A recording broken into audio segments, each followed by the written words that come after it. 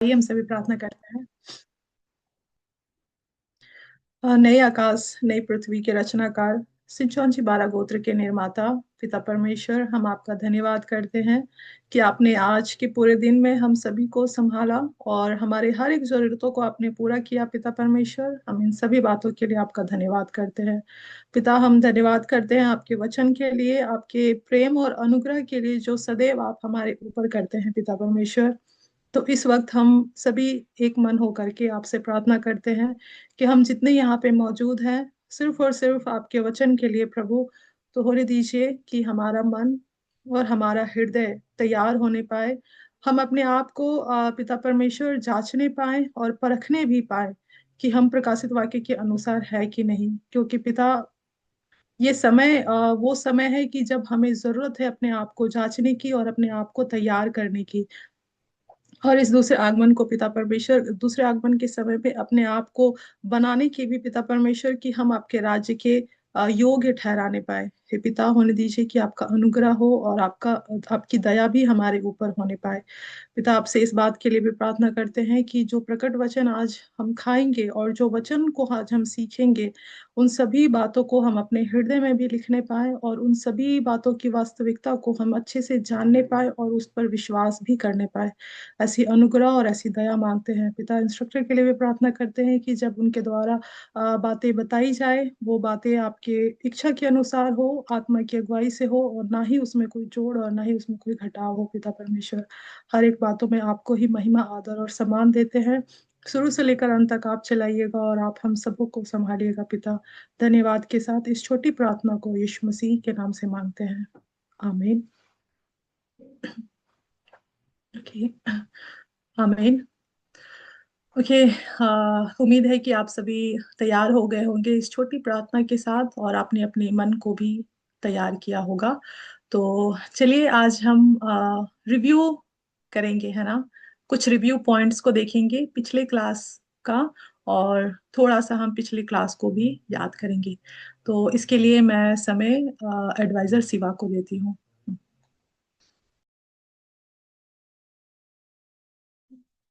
सभी को जय मसीह की।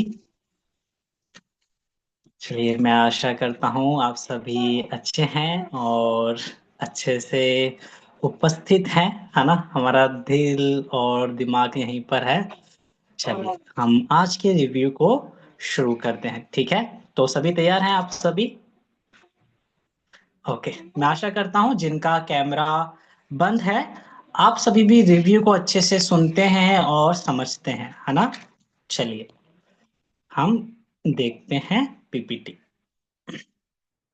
तो जैसे कि आखिरी जो सेशन हमने जो लिया था, वो कौन सा सेशन था? प्रकाशित वाक्य अध्याय 17, जिसका टॉपिक क्या था? शैतान का भोजन और व्यभिचार की मदिरा। आमीन। तो हम देखने पाते हैं प्रकाशित वाक्य 17 में क्या होता है ना। किसी को याद है क्या होता है प्रकाशित वाक्य 17 में? कौन सी घटनाएं होती हैं? अच्छा, मीनू जी हाथ उठा रहे हैं, और कोई हाथ उठा सकते हैं? क्या होता है प्रकाशित वाक्य में? ऐसा होता क्या है? ठीक है, एक ही जना। ठीक है मीनू जी, आप बता सकते हैं।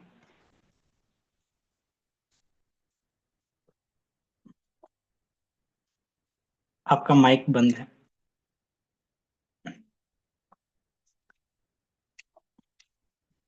अच्छा, ओपन नहीं हो रहा है।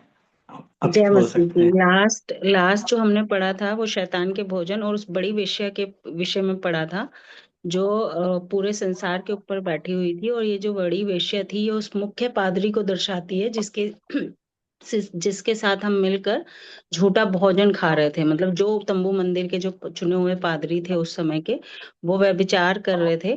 और वो स्त्री जो है वो 7 सिर और 10 सिंग वाले मुख्य पादरी को दर्शाती है। और लास्ट में हम लोगों ने, ये मैं छोटे में बता रही हूँ, कि इसमें क्या हुआ था कि आठवां राजा जो है वो प्रकट हुआ था। जो निकोलस था, जो बालम था, उसने क्या किया था, जो 7 सिर थे, पहले ये मिलकर तंबू मंदिर के साथ काम कर रहे थे। अब उन्होंने क्या किया, क्योंकि जो बालम था, जो निकोलस था, वो उसे हड़पना चाहता था, तो उसने क्या किया, जो 7 सिर और 10 सिंग वाला पशु था, उसके जो कार्यकर्ता थे, 10 कार्यकर्ता थे, एल्डर जो थे, उनको अपनी साइड मिलाकर, क्योंकि इन्होंने विनाश किया था, तो अब इन लोगों ने क्या किया, जैसे ही ये प्रकट वचन की वास्तविकता आई और ये दुनिया में फैलने लगी और पता चलने लग गया कि जो प्रशिक्षण केंद्र है, यहाँ से झूठी शिक्षाएं चल रही हैं, तो उन्होंने क्या किया कि उन्होंने उसी के ऊपर 7 सिर और 10 सिंग वाले पशु का ही विनाश किया और उन्हें ब्लैकमेल करना शुरू किया और बताया कि हम ऐसा करेंगे, तुम तंबू मंदिर के अंदर झूठी शिक्षाएं पढ़ा रहे थे।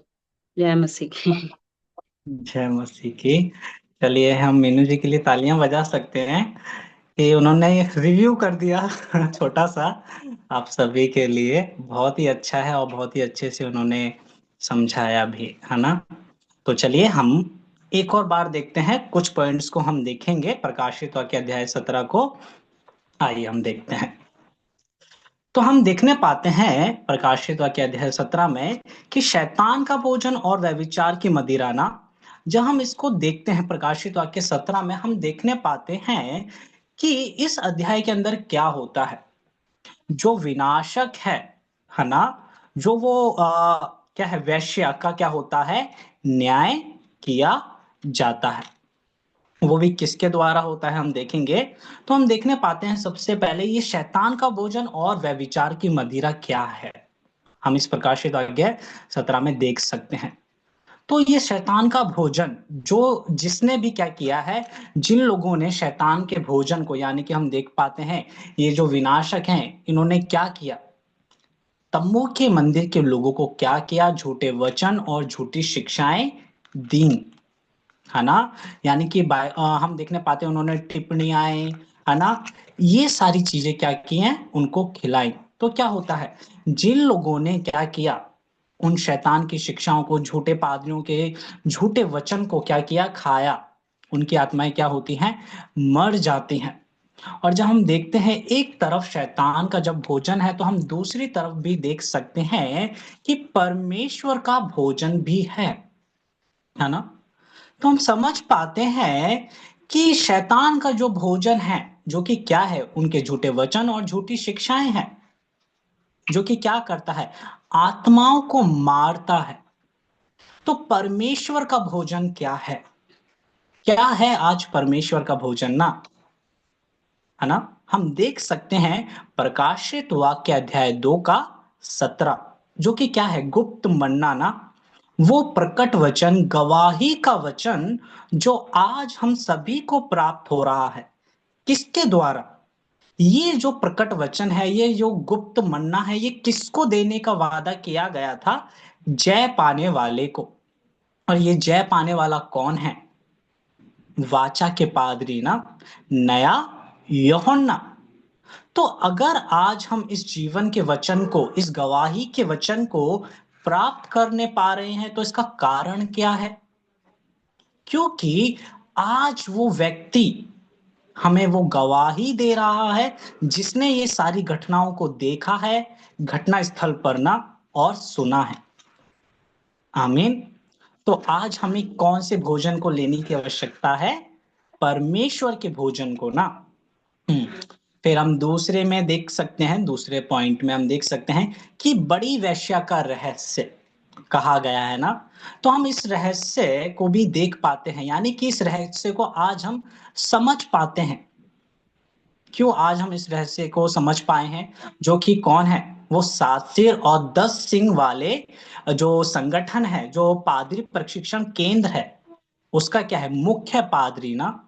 तो आज हम इसे क्यों समझ पा रहे हैं, इसकी वास्तविकता को आज हम कैसे जान पा रहे हैं, क्योंकि किसी ने देखा है, किसी ने सुना है, और आज वो हमें बता रहा है इस बड़ी वेश्या का रहस्य, कि ये कौन है, कि इसने किस प्रकार से विनाश का कार्य किया, किस प्रकार से इसने तम्बू के मंदिर का विनाश किया, है ना, झूठी शिक्षाओं के द्वारा। वो हम देख सकते हैं निकुलियों ने किस प्रकार से इन 7 सिर और 10 सिंग वाले पशु को तंबू के मंदिर में बुलाया, किस प्रकार से उन्होंने तंबू के मंदिर में शिक्षाएं दी। फिर हम देख सकते हैं 7 सिर और 10 सिंग वाले पशु का रहस्य, है ना, 10 सिंग वाले पशु का रहस्य। तो ये 7 सिर कौन है, अगर हम इनकी बात करते हैं, ये 7 सिर पादरी प्रशिक्षण केंद्र के 7 झूठे पादरी हैं, आमीन। और ये 10 सिंह कौन है, जो कि 10 एल्डर्स हैं, है ना, जो कि कौन है, जो कि तंबू के मंदिर से ही थे ना, जिन्होंने क्या किया हम देख सकते हैं। हम देखते हैं जब ये 8वां राजा आता है, यानी कि कौन, निकुलियो ना, मिस्टर अर्थ भी हम उसे कहते हैं। तो ये कौन है, ये 8वां राजा जब आता है तो क्या करता है, ये जो 10 सिंह हैं, है ना, जो 10 एल्डर्स हैं, वो 8वें राजा को क्या करते हैं, अधिकार देते हैं राज्य करने के लिए ना। और ये 10 सिंह 8वें राजा यानी कि निकुलियों के साथ एक हो जाते हैं, और वो क्या करते हैं, उस वैश्य का न्याय करते हैं। और न्याय किस प्रकार से होता है, यानी कि ये लोग बताते हैं तंबू के मंदिर के लोगों को कि किस प्रकार से तुमको क्या किया गया, झूठे वचन, झूठी शिक्षाएं, टिप्पणियां दी गई, और किस प्रकार से इन विनाशकों ने क्या किया, विनाश का कार्य किया। तो इस प्रकार से क्या होता है, प्रकाशित वाक्य अध्याय 17 में इस वैश्य का न्याय किया जाता है ना, जो कि किसके द्वारा होता है, ये 10 सिंह वाले पशु और ये 8वें राजा के द्वारा ना, जो कि कौन है, जो कि निकोलियो है।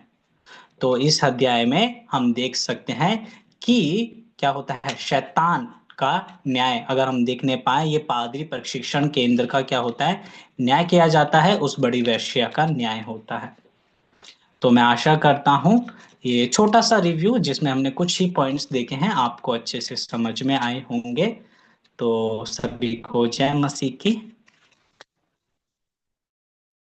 धन्यवाद एडवाइजर, रिव्यू पॉइंट को अच्छे से क्लियर करने के लिए। और उम्मीद है कि आप लोग रिव्यू से समझ पाते होंगे, है ना। रिव्यू बस ऐसा ना रहता होगा कि बस कुछ पॉइंट एडवाइजर आए बताए और चले गए, है ना। लेकिन आप उनसे समझ भी पा रहे होंगे, आपके डाउट्स और आपके क्वेश्चंस जो है वो क्लियर होते जा रहे होंगे। तो आगे अब हम बढ़ेंगे मेन सेशन के लिए, जो आज का सेशन रहेगा, आज का टॉपिक होगा। तो उसके लिए हम इंस्ट्रक्टर को समय देंगे। सभी को जय मसीह की। कैसे हैं आप सभी? कैसे हैं? अच्छे हैं? आशा करता हूँ आप सभी अच्छे हैं, अच्छे से पढ़ रहे हैं। और अब हम प्रकाशित वाक्य अंत कर रहे हैं ना, तो यानी कि अब हम अपने सेशंस के एंड की तरफ बढ़ रहे हैं, और हम लोग बहुत नजदीक हैं प्रकाशित वाक्य खत्म करने की, और आपके न्यू कमर्स एजुकेशन शुरू करने के लिए भी, ठीक है। लेकिन उससे पहले आप लोगों को ये समझना होगा कि ये जो जर्नी है, इस जर्नी में आप लोगों ने प्रकाशित वाक्य सीखा, आप लोगों ने प्रकाशित वाक्य पढ़ा, लेकिन हमें उस जगह जाने के लिए वस्त्र भी चाहिए ना, सफेद वस्त्र, यानी कि धार्मिक कार्यों की भी जरूरत है। इसीलिए मेरे ख्याल से सेशन के बाद भी मैं आप लोगों के लिए एक अनाउंसमेंट करूंगा, जो एक बहुत जरूरी अनाउंसमेंट होगी। तो प्लीज आप लोग सेशन के बाद जरूर रुकिएगा, ठीक है। ओके, तो चलिए अभी के लिए हम इस नए सेशन की तरफ बढ़ते हैं, जो कि प्रकाशित वाक्य 18 है, ठीक है। तो चलिए हम पढ़ते हैं प्रकाशित वाक्य 18, और साथ में हम लोग टॉपिक पढ़ते हैं। चलिए हम पढ़ें 3, 2, 1। शैतान से विवाह, जिससे सारी जातियां गिर गईं। आमीन। फिर से पढ़ेंगे, 3, 2, 1। शैतान से विवाह, जिससे सारी जातियां गिर गईं। आमीन। तो पिछले चैप्टर में आप लोगों ने पढ़ा उस वैश्य के न्याय के बारे में, है ना, और जहां से शैतान कार्य कर रहा था, उस सिंहासन के न्याय के बारे में। और अगर शैतान का सिंहासन गिर जाता है तो उसके राज्य का गिरना भी अनिवार्य ही है। ठीक है, अब उसका राज्य नहीं रहेगा। जिस दुनिया पर वो राज करता था, जहां पर वो झूठी शिक्षाएं चलाता था, वो जगह और वो राज्य अब उसका नहीं रहेगा। इसीलिए सारी चीजें धीरे धीरे अब गिरती रहेंगी, क्योंकि उसका संस्था, उसकी संगठन और उसका सिंहासन अब नाश हो चुका है। ठीक है, आप लोगों ने यही पढ़ा ना, कैसे पिछले सेशन में वो झूठा पादरी और वो झूठा भविष्यवक्ता उस नरक में डाला गया, और अब कैसे शैतान का राज्य समाप्त होता है वो इस चैप्टर में है। ठीक है, तो प्रकाशित वाक्य 17 में हमने वैश्य के न्याय के बारे में पढ़ा, और अब प्रकाशित वाक्य 18 में हम लोग पढ़ेंगे उस बाबुल के न्याय के बारे में। और ये उन लोगों के बारे में बताता है जिन लोगों ने शैतान के साथ विवाह रचा था। ठीक है, तो जैसा कि हमने पढ़ा था कि जैसे प्रकाशित वाक्य 6 और 7, प्रकाशित वाक्य 13 और 14 और प्रकाशित वाक्य 18 और 19 बिल्कुल विपरीत चैप्टर है। ठीक है, प्रकाशित वाक्य 6 में हमने पढ़ा था कि कैसे सूरज चांद तारे गिर जाते हैं, लेकिन प्रकाशित वाक्य 7 में एक नए राज्य, एक नए लोगों का निर्माण होता है, जो कि नई आत्मिक इजराइल के 12 गोत्र हैं। प्रकाशित वाक्य 13 में पशु के छाप और पशु के राज्य के बारे में बताया जाता है, और प्रकाशित वाक्य 14 में वो 1,44,000 जो परमेश्वर की छाप ग्रहण करते हैं। प्रकाशित वाक्य 18 में शैतान के साथ विवाह और उनका विवाह कैसे समाप्त हो जाता है उसके बारे में बताया जाता है, और प्रकाशित वाक्य 19 जिन्होंने मेमने के साथ विवाह किया। ठीक है, तो उन चीजों के बारे में हम आज पढ़ेंगे, और आज हमारा मुख्य चैप्टर प्रकाशित वाक्य 18 है।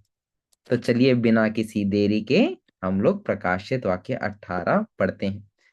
तो चलिए हम लोग पढ़ते हैं प्रकाशित वाक्य 18 उसकी पहली से तीसरी आयत। पूनम भारती जी, क्या आप पढ़ सकते हैं?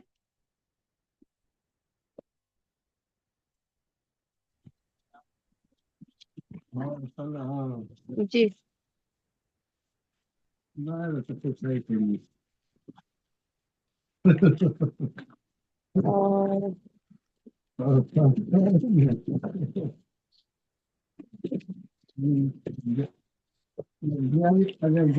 जय मसीह की। जय मसीह की। इसके बाद मैंने एक स्वर्गदूत को स्वर्ग से उतरते देखा, जिससे बड़ा अधिकार प्राप्त था, और पृथ्वी उसके तेज से चमक उठी। उसने ऊंचे शब्द से पुकार कर कहा, गिर गया, बड़ा बेबीलोन गिर गया है, और वह दुष्ट आत्माओं का निवास और हर एक अशुद्ध आत्मा का अड्डा और हर एक अशुद्ध और घृणित पक्षी का अड्डा हो गया है, क्योंकि उसके व्यभिचार की भयानक मदिरा के कारण सब जातियां गिर गई हैं, और पृथ्वी के राजाओं ने उसके साथ व्यभिचार किया है, और पृथ्वी के व्यापारी उसके सुख विलास की बहुतायत के कारण धनवान हुए हैं। फिर मैंने स्वर्ग से एक और शब्द सुना, हे मेरे लोगों, उससे इतना ही निकल ठीक है आओ। अभी के लिए। तीसरी आयत तक पढ़ेंगे, ठीक है? आमीन, धन्यवाद पढ़ने के लिए। तो यहाँ लिखा है इसके बाद। सबसे पहले हमने इसके बाद कितनी जगह पढ़ा है ना, बहुत जगह पढ़ा है इसके बाद। इसके बाद का क्या अर्थ है? किसके बाद? प्रकाशित वाक्य 17 के बाद। बिल्कुल सही पूनम जी, बिल्कुल सही। प्रकाशित वाक्य 17 की घटनाओं के बाद, है ना? आमीन। तो अब प्रकाशित वाक्य 17 में जब वैश्य का न्याय हो जाता है, उन घटनाओं के बाद हम कुछ देखते हैं। प्रकाशित वाक्य 18 न्याय का तो समय है, लेकिन न्याय तभी होता है जब उद्धार भी साथ में चलता है। ठीक है, तो जब उद्धार का समय चल रहा है, जब ये सारे चीजों के बारे में, इनकी वास्तविकताओं के बारे में पूरी दुनिया को बताया जा रहा है। तो एक तरफ शैतान का न्याय हो रहा है और दूसरी तरफ जिन लोगों को ये प्रकट वचन ग्रहण हो रहा है वो उस मंदिर की तरफ जा रहे हैं। ठीक है, तो न्याय एक तरफ हो रहा है और एक तरफ उद्धार होता है। तो सबसे पहले इसके बाद, यानी कि इस वैश्य के न्याय के बाद, मैंने एक स्वर्गदूत को स्वर्ग से उतरते देखा जिसको बड़ा अधिकार प्राप्त था और पृथ्वी उसके तेज से प्रकाशित हो उठी। अब ये भौतिक रूप में प्रकाशित की बात नहीं कर रहा है, लेकिन स्वर्ग दूत जो प्रकट वचन लेके आ रहा है जिससे शैतान, उसके सिंहासन और उसके राज्य बाबुल पर न्याय आएगा, उसी से जो लोग हैं, जो संत हैं, उनके हृदय जिनमें वचन नहीं थे उस हृदय को भी प्रकाशित किया जा रहा है वचन के द्वारा।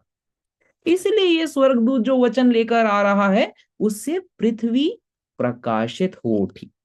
ठीक है, यूहन्ना अध्याय 1 उसकी 1 से 5 वचन ही रोशनी भी है ना, वचन उत्तेजित भी करती है, वचन उजाला भी है। आमीन। तो अब जिन लोगों के हृदय में वचन नहीं था, अंधकार था, उनको इस वचन के द्वारा रोशनी भी मिलेगी। और अब हम देखते हैं दूसरी आयत में कि अब हो क्या रहा है। गिर गया बड़ा बाबिल, गिर गया। ठीक है, आमीन। अब जब हम बाबिल, बेबीलोन या बाबुल की बात करते हैं तो हमेशा हमारे ख्याल में दानियल अध्याय 4 उसकी 20 से 22 आयत आती है। ठीक है, तो चलिए हम एक बार दानियल अध्याय 4 उसकी 20 से 22 आयत को पढ़ते हैं। कुलदीप जी, क्या आप पढ़ सकते हैं?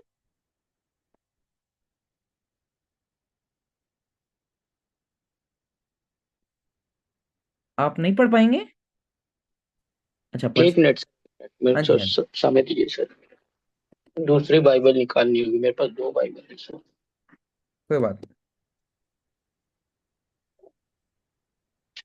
नहीं।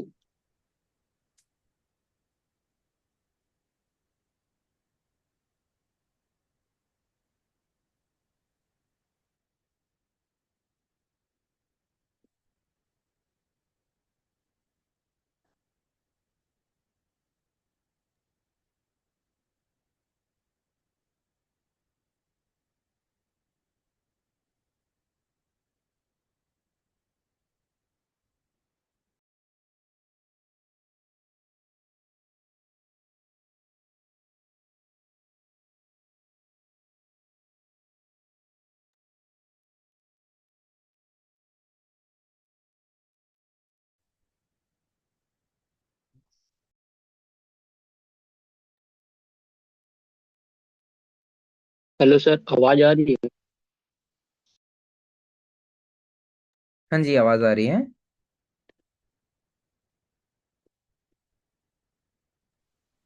हेलो, आवाज आ रही है सर? हाँ जी, हाँ जी, आवाज आ रही है। जिस वृक्ष को तूने देखा जो बड़ा और छिद्र हो गया है और जिसकी ऊंचाई स्वर्ग तक पहुंची और जो पृथ्वी के सिरे तक दिखा,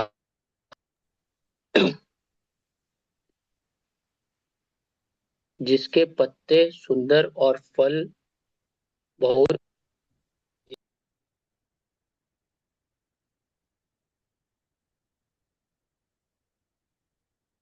वो आपका माइक म्यूट हो गया है।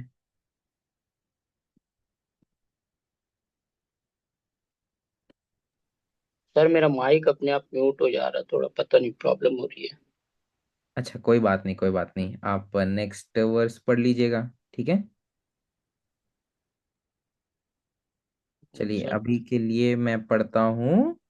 लिखा है, जिस वृक्ष को तूने देखा जो बड़ा और दृढ़ हो गया और जिसकी ऊंचाई स्वर्ग तक पहुंची और जो पृथ्वी के सिरे तक दिखाई देता था, जिसके पत्ते सुंदर और फल बहुत थे और जिसमें सभी के लिए भोजन था, जिसके नीचे मैदान के सब पशु रहते थे और जिसकी डालियों में आकाश की चिड़ियां बसेरा करती थी। हे राजा, वह तू ही है। तू महान और समर्थी हो गया। तेरी महिमा बड़ी और स्वर्ग तक पहुंच गई और तेरी प्रभुता पृथ्वी की छोर तक फैली है। आमीन। अब यहां क्या हो रहा है? ये राजा नेबूकदनेस्सर को दानियल ने उनकी स्वप्न के बारे में बताया। उन्हें एक स्वप्न आया था, उन्होंने दानियल को बताया और दानियल ने ये उस स्वप्न के बारे में उन्हें बताया। अब स्वप्न में के बारे में बताया, एक पेड़ के बारे में बताया, और इस पेड़ कितनी खूबसूरती सी दिख रही है ना ये पेड़। अब ये पेड़ स्वर्ग तक पहुंच रही है और पृथ्वी के सारे लोग इस पेड़ को देख पा रहे हैं। इस पेड़ के पत्ते सुंदर, इसके फल बहुत खूबसूरत, इसके भोजन सभी पशु आकर खा रहे हैं। तो देखने में ये पेड़ कितना सुंदर दिख रहा है, कितना ऊंचा लग रहा है, और सभी पशु उसके फल से खा रहे हैं। लेकिन ये पेड़, अगर हम बोले नेबूकदनेस्सर, नेबूकदनेस्सर कहाँ का राजा था? किसी को पता है? नेबूकदनेस्सर बेबीलोन का राजा था, ठीक है, बाबुल का राजा था। अब अगर ये पेड़ बाबुल का पेड़ है तो आपको क्या लगता है? दिखने में तो बहुत खूबसूरत है, लेकिन क्या ये पेड़ परमेश्वर का है? नहीं ना, ये पेड़ परमेश्वर का नहीं। तो अगर ये पेड़ परमेश्वर का नहीं, यानी कि इसके पेड़ के फल खाने से जीवन प्राप्त नहीं होगा, लेकिन मृत्यु प्राप्ति होगी। फिर भी देखने में क्या लग रहा है? पूरी पृथ्वी इसे देख पा रही है, ये इतना ऊंचा पहुंच चुका है, सब इसके फल खा रहे हैं, यानी कि दिखने में ये परमेश्वर का पेड़ लग रहा है।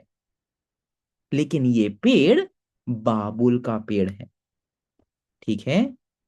इसी प्रकार हमने प्रकाशित वाक्य उसकी अध्याय 18 उसकी दूसरी आयत में क्या देखते हैं? वो जो बड़ा बाबेल है, वो जो बड़ा बाबेल है, अब वो गिर चुका है। यानी कि जिसको लोग पूजते थे, जिसको लोग समझते थे कि इनसे खाने से, इस पेड़ के फल को खाने से मुझे स्वर्ग पहुंचा जाएगा, इस पेड़ के फल, इस पेड़ की चीजों को खाने से मैं स्वर्ग जा सकता हूं, और इस पेड़ की चीजों के खाने के लिए बहुत सारे पशु आते थे। लेकिन ये पेड़ दुष्ट आत्माओं का निवास है, हर एक अशुद्ध आत्मा का अड्डा है, और हर एक अशुद्ध और घृणित पक्षी का अड्डा है। यानी कि जहां से वो पशु खा रहे हैं, जहां से वो पक्षी खा रहे हैं, जहां से वो पक्षी बैठ रहे हैं, वो एक परमेश्वर की जगह नहीं, बल्कि वो शैतान का संगठन और शैतान की आत्माएं वहां पर निवास करती हैं। तो जो वचन यहां पर चल रहा है, जिस वचन को खाया जा रहा है, ये समझ कर कि उस वचन के माध्यम से स्वर्ग पहुंचा जाएगा, वो परमेश्वर का नहीं, लेकिन वो बाबुल है, ठीक है। आमीन।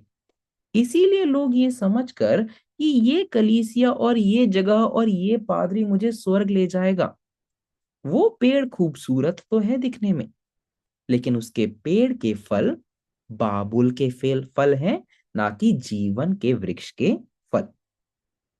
आमीन। तो यहां पर ये बाबिल क्या है? ये बाबिल वो 7 सिर और 10 सींग वाले पशु पर जो बैठी वैश्य है, उसके बारे में दर्शाता है। और अब इसके बारे में क्या कहा गया है?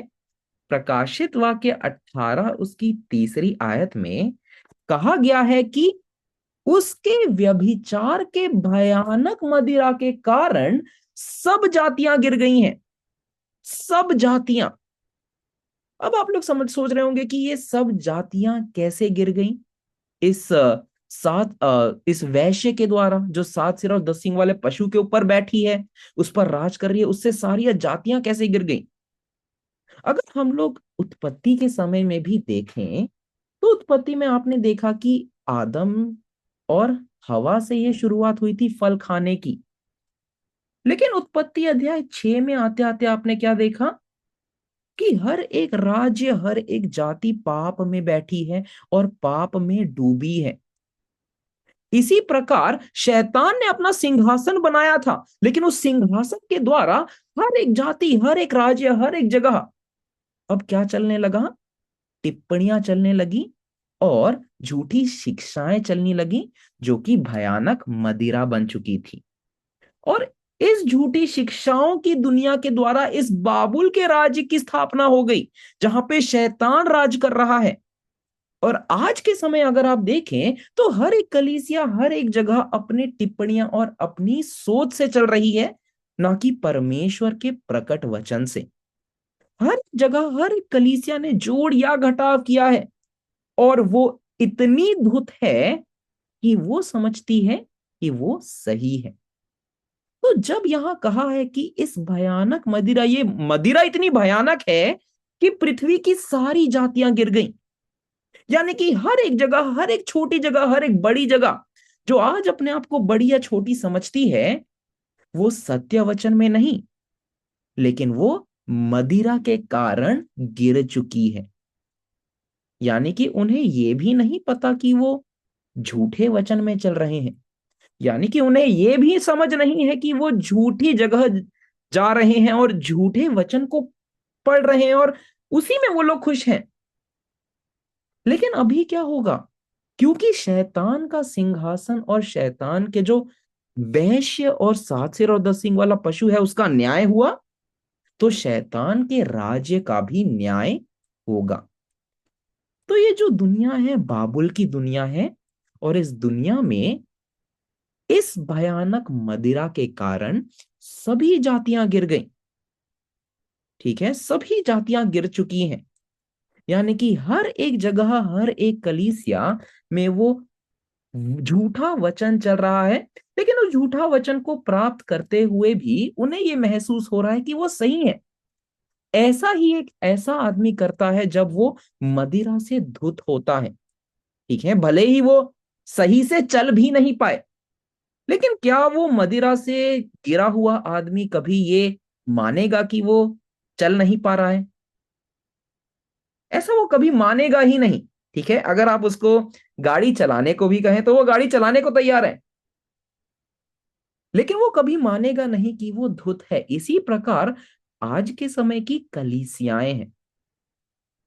आज के समय की कलीसियां ऐसा क्यों है? क्योंकि चाहे उन्होंने जोड़ा हो या घटाया हो, लेकिन वो मानने को तैयार नहीं कि उनकी टिप्पणियां, उनकी रीति और उनके सोच से बनाए हुए जो वचन है, जो परंपराएं हैं, वो परमेश्वर की इच्छा और परमेश्वर के वचन के अनुसार नहीं। इसीलिए यहां पे कहा है सभी जातियां। अगर सभी जातियां कहा है तो हर एक कलीसिया कहा है। हर एक कलीसिया इस मदिरा के द्वारा गिर चुकी है। आमीन। तो ये वही शिक्षाएं हैं जो बाबुल की कलीसियाओं को और बाबुल के पादरियों को इस शैतान की जगह से मिली है। आमीन। इसीलिए कहा है कि पृथ्वी के राजाओं ने उसके साथ व्यभिचार किया है। ठीक है, यानी कि पृथ्वी के राजा, यानी कि काफी पादरियों ने और काफी लोगों ने उस वैश्य की झूठी शिक्षाओं के साथ व्यभिचार किया है। यहां रिश्ता परमेश्वर और उनकी शिक्षाओं के साथ होना चाहिए, लेकिन लोग किस तरफ जाते हैं? जिस तरफ उनका फायदा है। ठीक है, यहां पर पादरी किसके पास गए? पादरी उस वैश्य के साथ व्यभिचार करने गए, यानी कि उस वैश्य की झूठी शिक्षाओं को प्राप्त करने गए। और उन वैश्य की झूठी शिक्षाओं को प्राप्त करते हुए ये लोग धनवान हुए थे। ठीक है, धनवान होने का अर्थ क्या है? अगर शैतान की झूठी शिक्षाओं को प्राप्त किया है तो शैतान का अधिकार और शैतान का संसार भी इनके साथ है। इसीलिए आप देखेंगे कि अगर बड़े बड़े पादरी हों, उनके पास दुनियाई अधिकार भी है, उनके पास दुनियाई संपत्ति भी है, उनके पास दुनियाई चीजें भी हैं। ऐसा क्यों? क्योंकि शैतान का उस दुनियाई चीजों पर अधिकार है, इसीलिए उनके पास भी वो संपत्ति है, वो धनवान है, और वो झूठी शिक्षाओं के द्वारा धनवान हुए हैं। तो जो शैतान के पास अधिकार था, जो शैतान के पास कानून था, वो सारा अधिकार और कानून इन झूठी दुनिया को मिला हुआ है। ठीक है। अब इस झूठी दुनिया में, जिनमें पादरियों ने भी झूठी शिक्षाएं प्राप्त की, जिनमें कुछ लोगों ने भी झूठी शिक्षाएं प्राप्त की, अब ऐसी कलीसियाओं में कुछ लोग फंसे हुए हैं ना। अगर एक पादरी झूठी शिक्षा प्राप्त करता है, उसमें उस सदस्य की क्या गलती जो सच्ची शिक्षा प्राप्त करना चाहता है? अगर एक पादरी झूठी शिक्षा प्राप्त कर लेता है, तो उसका सदस्य जो सही में समझना चाहता है उस वचन को, उस दुनिया से निकलना चाहता है, तो उसकी तो कोई गलती नहीं। इसीलिए यहां पर प्रकाशित वाक्य 18 उसकी 4थी आयत पढ़ेंगे कि इन लोगों के लिए जो बाबुल की कलीसियाओं में फंसे हुए हैं, उन लोगों के लिए परमेश्वर क्या कहते हैं। ठीक है, चलिए हम पढ़ेंगे प्रकाशित वाक्य 18 उसकी 4थी और 5वीं आयत। साइना जी क्या पढ़ सकते हैं?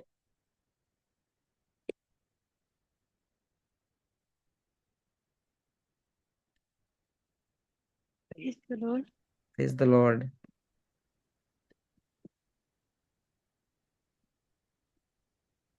फिर मैंने स्वर्ग से एक और शब्द सुना, हे मेरे लोगों, उसमें से निकल आओ कि तुम उसके पापों में भागीदार न हो, और उसकी विपत्तियों में से कोई तुम पर आ न पड़े, क्योंकि उसके पापों का ढेर स्वर्ग तक पहुंच गया है, और उसके अधर्म परमेश्वर को स्मरण आए हैं। आमीन। आमीन। धन्यवाद पढ़ने के लिए। तो यहां लिखा है, हे मेरे लोगों। ठीक है, कौन है ये परमेश्वर के लोग हैं जो बाबुल की कलीसियाओं में फंसे हुए हैं, जिनको सही शिक्षा प्राप्त नहीं हो पा रही है। अब उन कलीसियाओं में से, उस जगह में से जो शैतान ने हड़प रखी है, जो उस वैश्य के द्वारा हड़प रखी है, अब परमेश्वर कहते हैं उसमें से निकल आओ। ठीक है, उसमें से निकल आओ। अब निकल के कहाँ जाना है फिर? अगर उस झूठी कलीसिया से निकलना है और उस सच्ची कलीसिया में जाना है, तो कहाँ है वो जगह? कौन बता सकता है कि जाना कहाँ होगा फिर? अच्छा निम्मी जी, आप ही बता सकते हैं।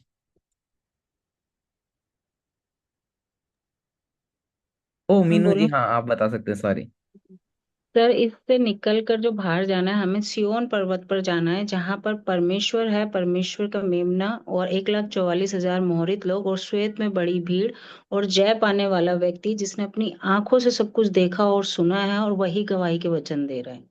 आमीन, बिल्कुल सही, बिल्कुल सही, आमीन। हम मीनू जी के लिए तालियां बजाएंगे। तो यहाँ बिल्कुल सही कहा कि निकल आओ सबसे पहले। ठीक है, तो कहां से लेकर कहां जाना है ये समझना होगा। एक जगह जहां पर वचन नहीं है, जहां पर वचन नहीं है वहां पर परमेश्वर नहीं है। इसीलिए उस जगह से निकल आओ और परमेश्वर की जगह पर जाओ। ठीक है, इसीलिए ये परमेश्वर का आखिरी कार्य है, और जब ये कार्य समाप्त होता है, तब परमेश्वर और परमेश्वर का स्वर्ग तब आराम से उस पहले पुनरुत्थान की भी तैयारी कर सकते हैं। ठीक है, तो अभी इंतजार इसी बात का है, क्योंकि परमेश्वर के लोग उस बाबुल की कलीसियाओं में अटके हुए हैं, और बुलाने का कार्य बाकी है, यानी कि उधर से बाहर आओ। ठीक है, अब ऐसे हमें ऐसा तो नहीं कहना कि बाहर आओ क्योंकि उस कलीसिया में पाप है, उस कलीसिया में ऐसा नहीं। आपको ये समझाना है कि उधर से बाहर आना क्यों है, और ये सच्चे वचन के साथ समझ आती है। ठीक है, मान लीजिए अगर आपका पहला क्लास होता और आपको ये बोला जाता कि अपनी अपनी जगहों से बाहर आ जाइए, तो आप लोग समझ नहीं पाते ना, है ना। समझ नहीं आता कि ये ऐसा क्यों बोला जा रहा है। लेकिन यहां पर ये उस प्रकार की चीज है जब आप उस समुद्र में मछलियां पकड़ने गए हैं, ठीक है, तो उन मछलियों को निकालना क्यों है? क्योंकि वो समुद्र का पानी खारा है, उधर जीवन नहीं है, और वो बाबुल का भी विनाश होने वाला है। इसीलिए उस विनाश के समय से पहले जो लोग फंसे हुए हैं वो लोग निकल के आएंगे, तभी विनाश होगा ना, तभी विनाश होगा। ये उस समय के हिसाब है जब मिस्र देश में परमेश्वर के लोग इजरायली फंसे थे, ठीक है। तो जब तक इजरायली मिस्र से निकल कर नहीं आते तब तक मिस्र का विनाश कैसे होगा? नहीं हो पाएगा। इसी प्रकार सोदोम की बात अगर करें तो सोदोम के परिवार को भी निकालना था वहां से, तभी सोदोम का भी विनाश होता, है ना। इसी प्रकार आज के जो लोग हैं, आज की जो कलीसियाएं हैं, जब तक उस कलीसियाओं में से परमेश्वर के लोग निकलकर सिय्योन पर्वत तक नहीं आते तब तक वो विनाश का समय आ नहीं सकता। और अब निकालने का कार्य किसका है फिर? आपका और मेरा है। आपका और मेरा, जिनको ये प्रकट वचन ग्रहण हुआ है, जिनको ये प्रकट वचन प्राप्त हुआ है। हमारा काम है कि जिनको ये प्रकट वचन प्राप्त हुआ है हमारे माध्यम से स्वर्गदूत कार्य करें और उन लोगों को निकालें जो लोग बाबुल में फंसे हुए हैं और बाबुल की कलीसियाओं में हैं। क्योंकि उस जगह जीवन नहीं, उस जगह मृत्यु है, ठीक है। आमीन। इसीलिए आप लोग भी अलग अलग कलीसियाओं से थे, लेकिन अब हम शिनचोन जी यीशु की कलीसिया की तरफ बढ़ रहे हैं, ठीक है। ऐसा क्यों? इसका रीजन क्या है? क्योंकि हमें समझाया गया जहां वचन है वहां परमेश्वर है, जहां जोड़ और घटाव नहीं वहां परमेश्वर है, और जिस जगह हमें ले जाया जाएगा वो हमारी कटनी होगी। हम परमेश्वर के बीच से जन्मेंगे, हम मुहरित होंगे, और तब हमें ले जाया जाएगा, ऐसे ही नहीं। इसीलिए हमें समझ आया कि उस जगह से निकलने की क्या आवश्यकता है, क्योंकि वो जगह भी विनाश होने वाली है। आमीन। तो जिस जगह ने पाप में भाग लिया, जिस जगह ने वचन में जोड़ा और घटाया, जो ये शैतान का संसार है, कुछ लोग हैं जो बदलेंगे नहीं, लेकिन कुछ लोग हैं जो फंसे हुए हैं और जो वचन सीख कर सिय्योन पर्वत पर आएंगे, आप लोगों की तरह, ठीक है। और उन लोगों को पहचानना और उन लोगों को निकालना हमारा ही कार्य है, ठीक है। तो आप इस तरह सोचें कि आप लोग वो लोग हैं जो डॉक्टर की तरह हैं, आप लोग वो लोग हैं जो जिंदगी बचाने वाले हैं, ठीक है।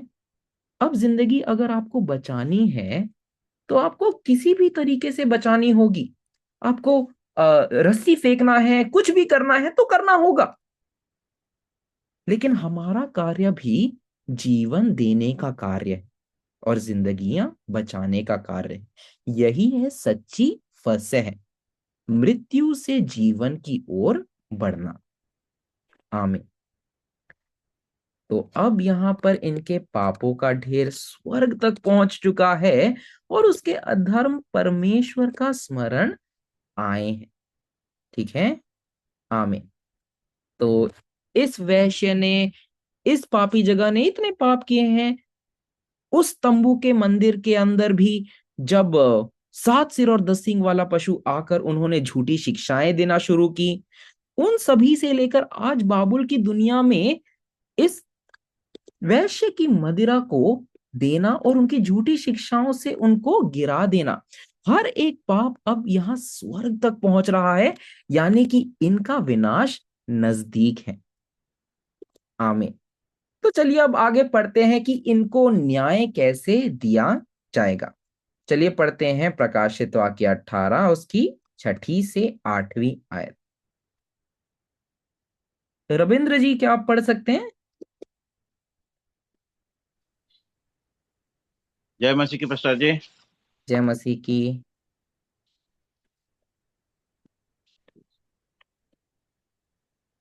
जैसा उसने तुम्हें दिया है वैसा ही उसको दो, और उसके कामों के अनुसार उसे दो, 2 गुना बदला दो। जिस कटोरे में उसने भार दिया था उसी में उसके लिए 2 गुना भार दो।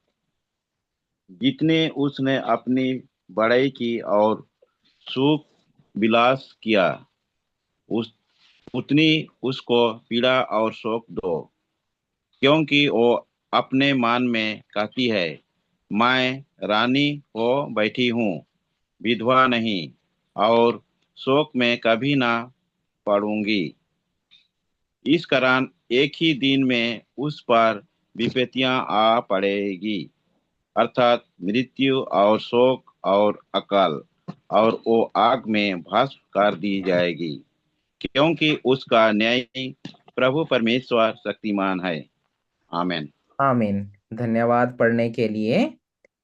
तो यहाँ पर सबसे पहले मैं बताना चाहूंगा कि हम थोड़ा सा जल्दी चलेंगे, इसलिए ध्यान से सुनिएगा, ठीक है। तो यहाँ पर कहा है कि उसने जैसा उसने तुम्हें दिया है वैसा ही उसको दो। ये हम प्रकाशित वाक्य 8 और 9 और उसकी 16वीं अध्याय में हम लोग कंपेयर किया ना हमने, कि जैसा उस वैश्य और उस पशु ने दिया वैसा ही न्याय उसको प्राप्त हुआ, और उसको प्राप्त कितना होगा? 2 गुना। ठीक है। अगर उसने 3.5 वर्ष तक उस परमेश्वर की जगह पर राज किया तो उसे 7 वर्ष तक ये बदला और ये न्याय मिलेगा। इसीलिए 1984 से लेकर 1990 तक क्या कार्य किया वाचा के पादरी ने?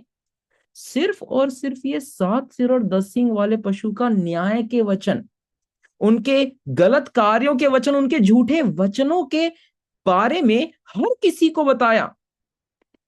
जो 7वां कटोरा था वो हवा में उड़ा दिया ना, तो उस हवा में उड़ाने के माध्यम से हर एक व्यक्ति को इसके बारे में पता चला, और 7 साल तक ये कार्य चलता रहा।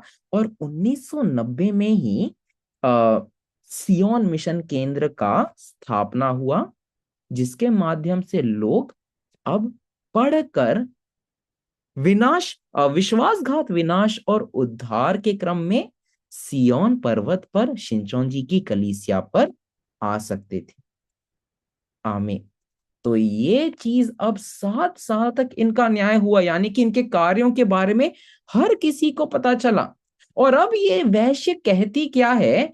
ये कहती है कि मैं तो रानी बनी बैठी हूं, मैं विधवा नहीं, और मैं शोक में कभी ना पड़ूंगी।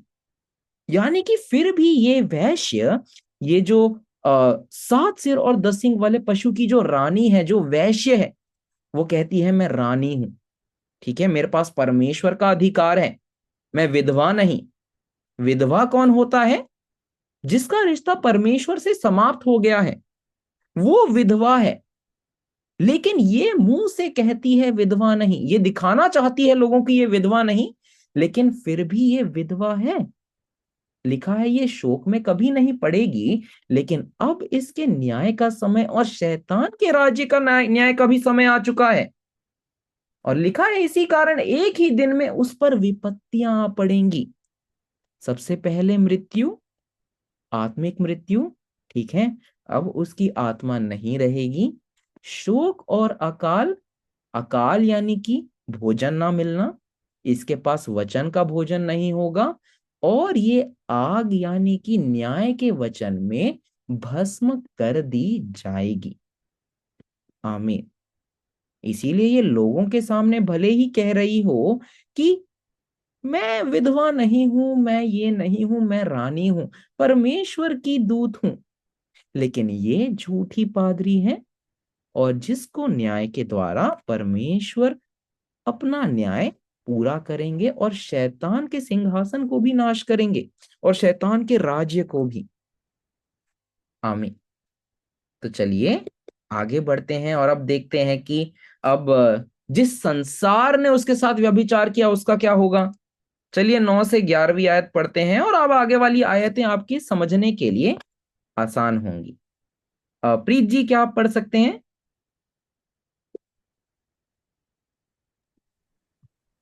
Praise the Lord. Praise the Lord.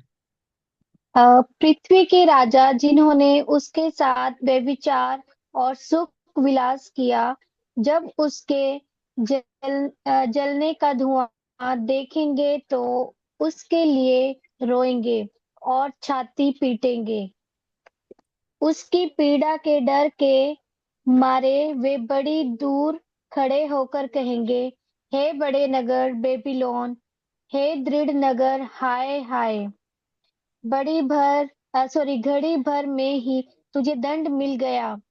पृथ्वी के व्यापारी उसके लिए रोएंगे और कल्पेंगे, क्योंकि अब कोई उनका माल मोल ना लेगा, अर्थात सोना चांदी, रत्न मोती और मलमल और बैंगनी रेशमी और लाल रंग के कपड़े और हर प्रकार का सुगंधित काठ और हाथी दांत की हर प्रकार की वस्तु और बहुमूल्य काठ और पीतल और लोहे और संगमरमर की सब भांति की वस्तुएं और दालचीनी, मसाले, धूप, इत्र, लौंग, मदिरा, तेल, मैदा, गेहूं, गाय बैल, भेड़ बकरियां, घोड़े, रथ और दास और मनुष्य के प्राण। अब तेरे मन भावने फल तेरे पास से जाते रहे और स्वादिष्ट और भड़कीली वस्तुएं तुझसे दूर हुई और वे फिर कदापि ना मिलेंगी। इन आमीन। वस्तुओं इतना के ही पढ़ेंगे व्यापारी। अभी के लिए। धन्यवाद पढ़ने के लिए। सबसे पहले यहाँ पर क्या हो रहा है कि पृथ्वी के राजा जिन्होंने उसके साथ व्यभिचार किया, यानी कि जिन्होंने वैश्य की शिक्षाओं को प्राप्त किया और अब अपनी अपनी कलीसियाओं में उस झूठी शिक्षा की मदिरा बांट रहे हैं, अब उनके साथ क्या होगा? क्योंकि इन चीजों का खुलासा हो चुका है कि ये सारी शिक्षाएं झूठी हैं, ठीक है। अब ये देखेंगे उस वैश्य के जलने का धुआं। अब ये धुआं फिर से आ गया है ना, कितने सारे धुएं हैं प्रकाशित वाक्य में, लेकिन फिर से हमें यहां से समझना होगा ये किसका धुआं है, ठीक है। ये उस वैश्य के जलने का धुआं है, यानी कि उस वैश्य जिसने झूठे वचन पढ़ाए और जो परमेश्वर के आग से जली है, परमेश्वर के न्याय के वचन से जली है, उसका धुआं। यानी कि उसके न्याय के बारे में अब सभी को पता चल रहा है, ठीक है। आमीन। यानी कि उसने झूठे वचन पढ़ाए, इसके बारे में सभी को पता चल रहा है, और उन पादरी जो उन शिक्षाओं पर चल रहे थे, अब वो भी न्याय प्राप्त करेंगे, ठीक है। इसीलिए वो रोएंगे और छाती पीटेंगे, और उसकी पीड़ा के डर के मारे वे बड़ी दूर खड़े होकर कहेंगे, हे बड़े नगर बाबेल, हे दृढ़ नगर, हाय हाय, घड़ी ही भर में तुझे दंड मिल गया। और पृथ्वी के व्यापारी उसके लिए रोएंगे और विलाप करेंगे, क्योंकि अब उनका माल कोई मोल ना लेगा। आमीन। अब ये पृथ्वी के व्यापारी कौन हैं जो जिनका माल कोई नहीं लेगा? ये पृथ्वी के व्यापारी यानी कि वही लोग, वही प्रचारक जो झूठे वचन पढ़ा रहे हैं अपनी कलीसियाओं में। अब क्योंकि शैतान के राज्य का न्याय आ गया है, कोई उनसे वो शिक्षाएं खरीदेगा नहीं, कोई उनसे वो माल खरीदेगा नहीं, कोई उनसे वो माल मोल नहीं लेगा। तो जो अधिकार, जो झूठी शिक्षाएं इन झूठे पादरियों ने, जो कलीसियाएं चला रहे हैं, जो झूठी शिक्षाएं उन्होंने प्राप्त की, क्योंकि अब बाबुल के नगर का न्याय आ चुका है, उनसे वो शिक्षाएं अब कोई खरीदेगा नहीं, ठीक है। क्योंकि वो शिक्षाएं मनुष्य की सोच से बनाई गई हैं, ना कि परमेश्वर की सोच से। इसीलिए अब देखते हैं क्या क्या चीजें नहीं खरीदी जाएंगी, ठीक है। इसके बाद काफी चीजें लिखी हैं जो खरीदी नहीं जाएंगी, कहा गया है, लिखा है सोना, चांदी, रत्न, मलमल, बैंगनी, रेशमी लाल रंग के कपड़े, हर प्रकार का सुगंधित काठ, हाथी दांत, हाथी दांत की हर प्रकार की वस्तुएं, बहुमूल्य काठ, पीतल, लोहे और संगमरमर की सब भांति के पात्र। आप लोग यहाँ पे बहुत चीजें हैं जो पढ़ रहे हैं, जो खरीदे नहीं जाएंगे, है ना। लेकिन यहाँ पे सबसे पहले आप लोग पढ़ेंगे ये सोना, चांदी और ये सारे मलमल, बैंगनी, रेशमी। सबसे पहले सोना, चांदी और ये सारी बातें शैतान की झूठी शिक्षाओं और अलग अलग शिक्षाओं, अलग अलग टिप्पणियों के बारे में बता रहा है। ये बैंगनी, ये रेशमी, लाल रंग के कपड़े, कपड़े सफेद होने चाहिए, है ना। परमेश्वर के धार्मिक कार्य होने चाहिए। लेकिन बाबुल के लोग अपने अपने कार्यों को ही धार्मिक समझते हैं, उसी पर विश्वास मानते हैं कि हम क्योंकि इस रीति को करते हैं वही धार्मिक है। तो अलग अलग कपड़ों के रंग अलग अलग कार्यों को दर्शाता है जो वो परमेश्वर के नाम से करते हैं, लेकिन वो भी झूठे हैं और उसकी भी खुलासा हो चुकी है। ठीक है। उसके बाद आप लोग पढ़ेंगे संगमरमर की सब भांति की पात्र, कांट, पीतल, लोहे, ये सारी बातें पढ़ेंगे। ठीक है। ये सारी बातें भी बताती हैं जो अलग अलग प्रकार के लोग हैं बाबुल के, और उन सब के बनावटी के बारे में बताती हैं कि किस प्रकार से वो लोग बनाए गए हैं। उसके बाद आप लोग पढ़ेंगे दालचीनी, मसाले, धूप, गंधक, लोबान, मदिरा। तो ये सारी चीजें बाबुल के अधिकार और उनके कानूनों के बारे में बताता है। उसके बाद बताता है तेल, मैदा, गेहूं, ये सब चीजें जिससे खाना बनता है। ये सारी चीजें बाबुल के खाने के बारे में बताई जाती हैं कि बाबुल की शिक्षाएं किन चीजों से बनती हैं। ठीक है। इसके बाद घोड़े, रथ, दास, मनुष्यों के प्राण, ये सारी चीजें जो घोड़े,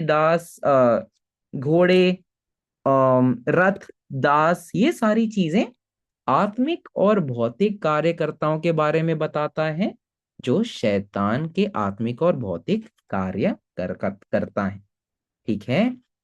इसीलिए ये सारी चीजें, बाबुल की शिक्षाएं, बाबुल के लोग, बाबुल के कार्य, हर एक चीजें जो बाबुल ये मानता है कि वो सत्य है और उन पर चलता है, वो सारी चीजों का अब समाप्ति हो जाएगी। आप लोगों को पता होगा कि बाबुल के कलीसिया के लोग किस प्रकार से अपने विश्वास और अपने कार्यों को धार्मिक मानते हैं। ठीक है। और उन्हीं पर चलते हैं। कहते हैं कि क्योंकि हमारे पूर्वजों ने ये किया इसीलिए हम ये करते हैं, क्योंकि हमारे इसने ये किया, क्योंकि ये प्रथा है, क्योंकि ये है, क्योंकि हमारे पादरी ने ऐसा कहा है इसलिए हम ये करते हैं। लेकिन वो सारी बातों का अंत एक दिन आ जाएगा, क्योंकि अब शैतान के राज्य की समाप्ति हो जाएगी। इसीलिए हर एक शिक्षा, हर एक कलीसिया और हर एक कार्य जो बाबुल करता है, उन सभी का खुलासा और उन सभी का अंत हो जाएगा प्रकाशित वाक्य 18 के साथ। आमीन। तो लिखा है, अब तेरे मन भावने फल तेरे पास से जाते रहे और सुख और विलास और वैभव की वस्तुएं तुझसे दूर हो गई। मन भावने फल, ठीक है, जो इनका मन कहता था और जो इनके मन को पसंद था वो फल उनसे दूर चला गया। ये जीवन के फल की बात करते हैं जो बाबुल के लोग और परमेश्वर मुंह से कहते हैं वो भी चाहते हैं, लेकिन वो फल भी अब इनसे दूर चला गया। ठीक है।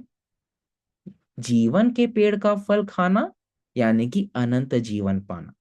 अगर वो फल इनसे दूर चला गया यानी कि अनंत जीवन इनसे दूर चला गया, तो अनंत जीवन और स्वर्ग का राज्य अब इनका ना रहा। आमीन। तो चलिए अब हम आगे पढ़ते हैं और 15 से 19वीं आयत पढ़ते हैं। ठीक है। तो अब 15 से 19वीं आयत है, उसके बाद 20 से 24वीं आयत है, उसके बाद हम समाप्त करेंगे। तो बस 2 आयतें हैं, 10 मिनट होगा। तो अपना एनर्जी रखें, अपने आप को उठाएं। ठीक है। नींद ना आने दे, अच्छे से सुने। बस इतना ही बाकी। तो चलिए हम पढ़ते हैं 15 से 19वीं आयत। अम, अर्चना जी क्या पढ़ सकते हैं?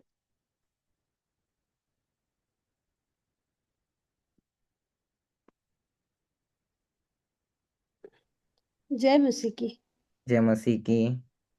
इन वस्तुओं के व्यापारी जो उसके द्वारा धनवान हो गए थे, उसकी पीड़ा के डर के मारे दूर खड़े होंगे और रोते और कलपते हुए कहेंगे, हाय हाय यह बड़ा नगर जो मलमल और बैंजनी और किरमजी कपड़े पहने था और सोने और रत्नों और मोतियों से सजा था। घड़ी भर में उसका ऐसा भारी धन नाश हो गया और हर एक मांझी और जलयात्री मल्लाह और जितने समुद्र से कमाते थे सब दूर खड़े हुए और उसके जलने का धुआं देखते हुए पुकार कर कहेंगे, कौन सा नगर इस बड़े नगर के समान है, और अपने सिरों पर धूल डालेंगे और रोते हुए और कलपते हुए और चिल्ला चिल्ला कर कहेंगे कि हाय हाय यह बड़ा नगर जिसकी संपत्ति के द्वारा समुद्र के सब जहाज वाले धनी हो गए थे, घड़ी ही भर में उजड़ गया। हे स्वर्ग, हे पवित्र लोगों और प्रेरितों और भविष्यवक्ता, उस पर आनंद करो क्योंकि परमेश्वर ने न्याय करके उससे तुम्हारा पलटा लिया है। फिर एक बलवंत स्वर्गदूत ने बड़ी चक्की के पाट के समान एक पत्थर उठाया और यह कहकर समुद्र में फेंक दिया कि बड़ा नगर बाबुल ऐसे ही बड़े बल से गिराया जाएगा और फिर उसका पता ना मिलेगा। और वीणा बजाने वाले और बजनी और बंसी बजाने वाले और तुरी फूंकने वालों का शब्द फिर कभी सुनाई ना देगा, न किसी उद्गम का कोई भी कारीगर कभी भी तुझसे ना मिलेगा, और उसकी चक्की के चलाने का शब्द फिर कभी तुझे सुनाई ना देगा, और दिया का उजाला फिर कभी तुझ तुझ मैंने चमकेगा, और दूल्हा और दुल्हन का शब्द फिर कभी तुझ में सुनाई ना देगा, क्योंकि तेरा व्यापारी पृथ्वी के प्रधान से और तेरे टोने से सब जातियां भरमाई गई थी, और भविष्यवक्ता और पवित्र लोग और पृथ्वी पर सब घात किए हुओं का लहू उसी में पाया गया। आमीन। आमीन। धन्यवाद पढ़ने के लिए। तो आपने काफी पढ़ लिया।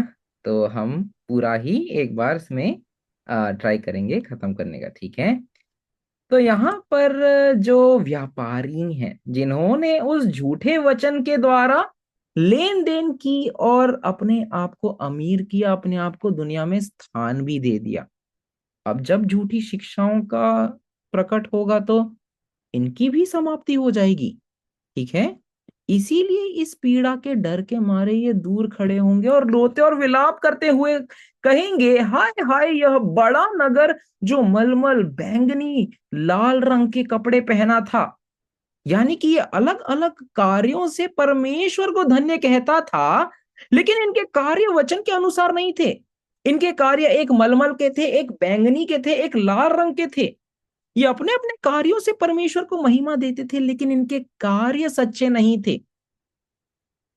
ये घड़ी ही भर में ऐसा भारी धन नाश हो गया और हर एक माझी जल यात्री, माझी यानी कि पादरी, जल यात्री यानी कि जो उस पे यात्रा कर रहा है, जो उस नाव पर यात्रा कर रहा है, मल्लाह यानी कि जो उस नाव को चला रहा है, सेलर जो कहते हैं, और जितने समुद्र से कमाते थे।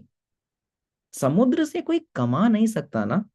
आप पानी निकाल के बेचने जाएंगे तो वो बिकेगा? नहीं बिकेगा, है ना? लेकिन ये समुद्र आत्मिक समुद्र है।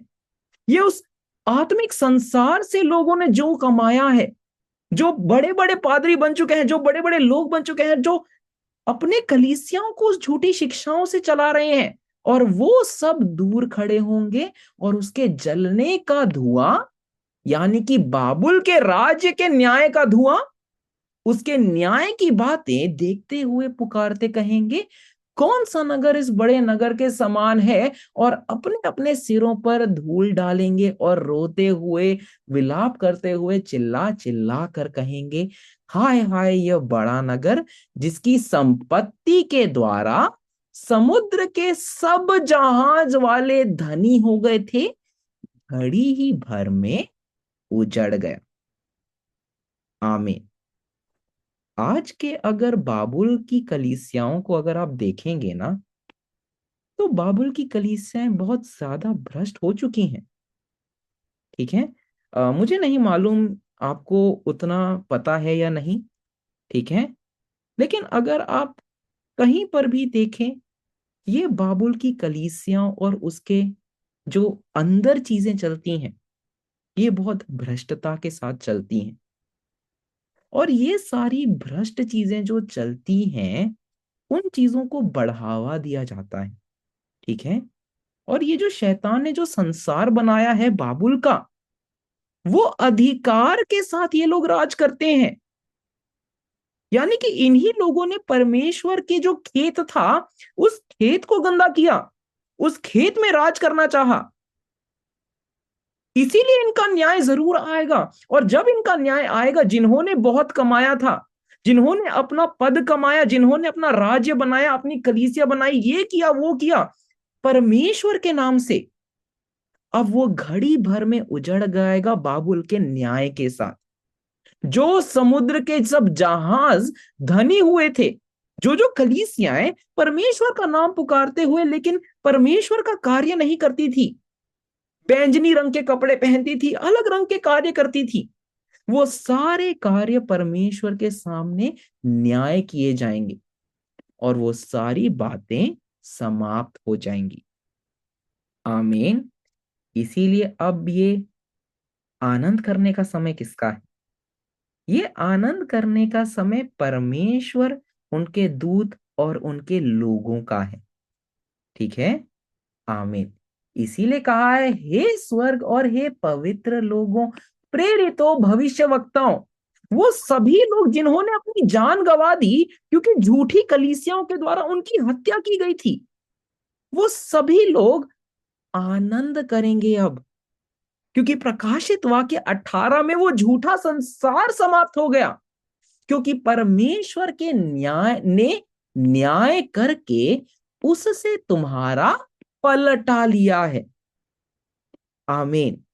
यानी कि जिन्होंने सच्ची शिक्षाएं देते हुए अपनी जान भी गंवा दी, जो आज भी सच्ची शिक्षाएं देते हुए आपको सताव ग्रहण करते हैं, फिर भी शिक्षाएं देते हैं, एक दिन ऐसा आएगा जब ये बाबुल की कलीसियाओं का न्याय हो जाएगा, जिसके द्वारा ये लोग धनी हुए थे, जिसके द्वारा इन्होंने कमाया था, परमेश्वर उनका न्याय करके अब परमेश्वर का राज्य होगा। ठीक है, आमीन। तो यहां पर लिखा है, फिर एक बलवंत स्वर्गदूत ने बड़ी चक्की के पाट के समान एक पत्थर उठाया और उसे समुद्र में फेंक दिया। बड़ा नगर बाबेल ऐसे ही बड़े बल से गिराया जाएगा और फिर कभी उसका पता ना चलेगा। चक्की से आप आटा पीसते हैं, है ना? चक्की से आटा पीसकर खाना बनाया जाता है, लेकिन चक्की को ही फेंक दिया जाए तो उसका खाना नहीं बनेगा।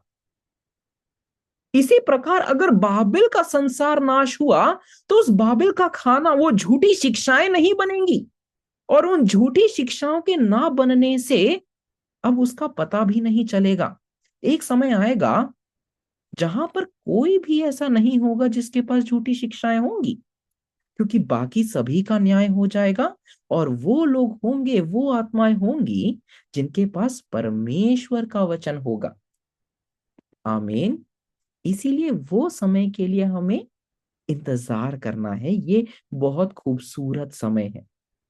तो वो बाबुल के जो वीणा बजाने वाले थे, गायक थे, बंसी बजाने वाले थे, तुरही फूकने वाले थे, उनका शब्द कभी सुनाई नहीं देगा।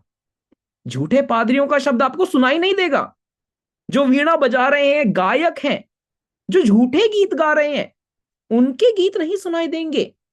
और किसी उद्यम का कोई कारीगर फिर भी तुझमें ना मिलेगा, और चक्की के चलने का शब्द फिर कभी तुझमें सुनाई ना देगा, और दिया का उजाला फिर कभी तुझमें ना चमकेगा, और दूल्हे और दुल्हन का शब्द फिर कभी तुझमें सुनाई ना देगा। ठीक है, आमीन। यहां दूल्हा कौन है? दूल्हा शैतान की आत्मा को दर्शाता है, और दुल्हन वो पादरी हैं, वो लोग हैं जिन्होंने उस शैतान की आत्मा से शैतान का बीज ग्रहण किया था। ये दूल्हा और दुल्हन, ये विवाह था।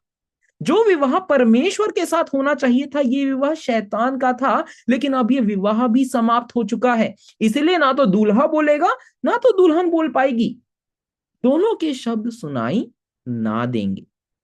ठीक है, क्योंकि तेरे व्यापारी पृथ्वी के प्रधान थे, क्योंकि तेरे टोने से सब जातियां भरमाई गई थी, और भविष्य वक्ताओं और पवित्र लोगों और पवित्र पर सब मरे हुओं का लहू उसी में पाया गया। आमीन। तो यहां पर भी हमें समझना है, ये बाबुल की जो संसार है और जो बाबुल की कलीसियाएं हैं, ये कितने आसानी से इन लोगों को भरमा लेती है ना, इन लोगों को भरमा लेती है। और आज आपको प्रकट वचन पता चला है, लेकिन आज से पहले हम भी आसानी से भरमाए जाते थे, हम भी आसानी से सुन लेते थे, क्योंकि हमारे पास कोई रास्ता नहीं था। इसीलिए वाचा के पादरी, जब पादरी इस वचन को पढ़ते हैं ना, जब संसार के पादरी इस वचन को पढ़ते हैं तो बहुत खुश होते हैं, क्योंकि उस पादरी के माध्यम से काफी सारे जो कलीसिया में हैं वो भी वचन ग्रहण कर सकते हैं और वो जीवन ग्रहण कर सकते हैं। ठीक है, इसीलिए बहुत खुश होते हैं जब पादरी इस वचन को समझते हैं। लेकिन पादरियों के लिए इस वचन को समझने के लिए उनके हृदय को नम्र होना बहुत जरूरी है, कि इस वचन को ग्रहण करना है, मुझे ना तो जोड़ना है ना घटाना है, उस बाबुल से बाहर निकलना है। और आज के वक्त जो वचन कहता है, पादरी वो है जिसके मुंह से सत्य वचन निकलता है। ठीक है, मलाकी अध्याय 2 हमने पढ़ा था ना, उसके मुंह से सत्य ही निकलता है सिर्फ। इसीलिए आज पादरी का मतलब वो नहीं जो थियोलॉजी कॉलेज जाए वहां से सर्टिफिकेट ले। सच्चा पादरी वो है जिसने प्रकाशित वाक्यों में महारत हासिल की, मुहरित हुआ, और उसके मुंह के शब्द और उसके कार्य उसे पादरी बनाते हैं। ठीक है, आमीन। तो सिर्फ और सिर्फ हमारे वाचा के पादरी यही कहते हैं कि सिर्फ और सिर्फ ये प्रकाशित वाक्य के 18 का कार्य बचा है, और उसके अलावा कोई कार्य नहीं। ठीक है, आखिरी कार्य जो आप लोगों को करना है वो यही कार्य है कि जो लोग फंसे हुए हैं बाबुल में, उन्हें जल्दी से निकालना है। जैसे ही परमेश्वर के लोग सारे निकल जाएंगे तो वो बाबुल के राज्य का विनाश हो जाएगा, और सिर्फ वो लोग होंगे, वो आत्माएं होंगी जो परमेश्वर के वचन के साथ थी। तो जितनी जल्दी हम लोग उधर से चीजें निकालेंगे, उधर से लोग निकालेंगे, उतनी जल्दी विनाश होगा। इसीलिए परमेश्वर का कार्य एक्चुअली हम पर अटका हुआ है। ऐसा नहीं है परमेश्वर, प्रकाशित वाक्य 19, 20, 21 जिसमें अनंत जीवन प्राप्त होता है। ठीक है, 19, 20, 21 में हम लोग यही पढ़ेंगे कि कैसे प्रकाशित वाक्य में परमेश्वर का राज्य नीचे उतरेगा, परमेश्वर हमारे साथ रहेंगे और अनंत जीवन पाएंगे। इन सब में हमारा कार्य नहीं है, हमें कुछ करना नहीं है। हमें जो करना है वो सिर्फ प्रकाशित वाक्य 18 में करना है। ठीक है, आमीन। इसीलिए मैं आपको कहना चाहता हूं कि आप हमेशा सोचिए, प्रकाशित वाक्य 18 मुझ पर है। मैं जितनी जल्दी मेहनत करूंगा उतनी जल्दी परमेश्वर का राज्य आएगा। तो आशा करता हूं आज के सेशन से आप लोग काफी कुछ समझ पाए हों